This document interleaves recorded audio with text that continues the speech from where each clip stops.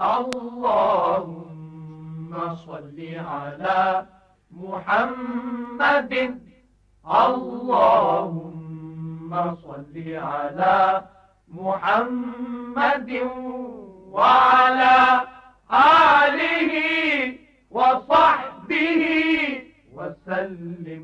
وعلیکم السلام رحمۃ اللہ وبرکاتہ۔ بعض لوگوں میں اس حوالے سے بہت زیادہ جہالت پائی جاتی ہے، طہارت کے مسائل نہیں معلوم ان کو۔ کسی مرد یا عورت پر ہم بستری کی وجہ سے جو غسل فرض ہوتا ہے، اس میں جسم کا ظاہری حصہ صرف اتنا ناپاک ہوتا ہے جتنے پہ نجاست لگتی ہے۔ مثال ہے شرمگاہ، ٹھیک، ہم بستری کے بعد صرف شرمگاہ جہاں نجاست لگی تھی اس کو دھو لیا، اب سر سے لے کر پاؤں تک سارا بدن مرد کا بھی پاک ہے، عورت کا بھی پاک ہے۔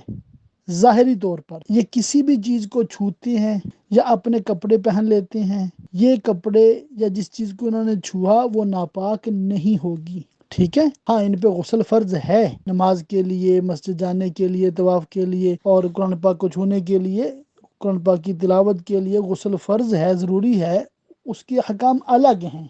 تو یہ غسل نہیں کرتے ابھی، اور اسی حالت میں عورت گھر کا کام کاج کرتی ہے، کھانا پکاتی ہے، کھاتی ہے، کھلاتی ہے، یا مرد بھی کھاتا پیتا ہے، حتیٰ کہ گھر سے باہر بازار وغیرہ چلا جاتا ہے، جبکہ نماز کے ٹائم میں کافی ٹائم ہے، یعنی کہ اس کی نماز قضا ہونے کا بھی کوئی خطرہ نہیں ہے، تو اس کا یہ تاخیر کرنا بھی جائز ہے، گناہ نہیں ہے۔ واللہ تعالی اعلم بالصواب۔